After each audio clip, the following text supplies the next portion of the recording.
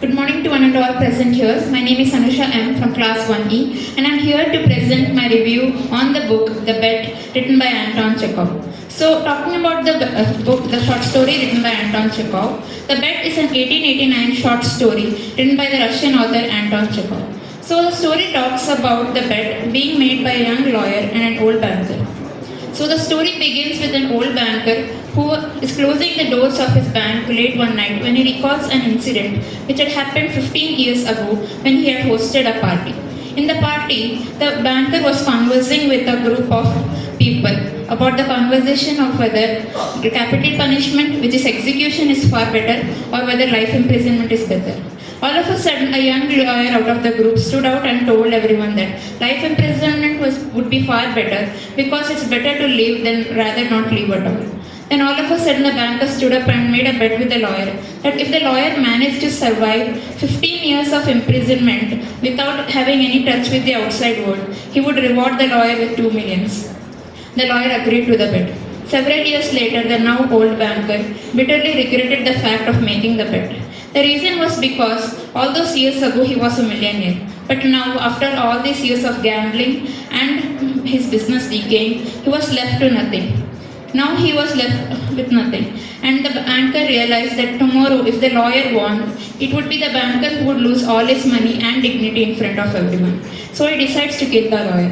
One day before the lawyer is about to be freed, the banker visits the lawyer's cell and sees the lawyer to be sitting in front of a table with his head bent. On the table, he notices a paper which was written by the lawyer. He realizes it was a letter which was written by the lawyer to the banker. The letter read that the lawyer, despite of having no touch with the world for 15 years, he now despised the fact of receiving money because now he saw money nothing has material wealth, and that the fact that 15 years of life imprisonment had ruined his life. So he despised the fact of receiving 2 millions now. Upon reading the letter, the banker kept it on the table and left. The next morning, the banker's watchman came running to him and told him that the lawyer had jumped out of the window and disappeared. So on his part, the banker took the letter and kept it in his locker. So here the story ends in an iconic twist. So I have noticed 5 major points in the story, starting with the title of the story. So the title of the story given by the author is slightly deceptive and simple. It states the reader what the story is based on. The second, it's the plot of the story. So the plot of the story is set in a realistic world, so it's understood by a common man and that even it reaches out to a wider audience. The third, it's the usage of words. The author has made use of the term wild and senseless for the word bet, because the author wants his audience to know that the bet this lawyer and the banker is making is absolutely senseless and has no point. Because in the end, the lawyer will lose 15 years of his good life and the banker will lose his money. So the fourth point is the personification and the overall tone which the author has used.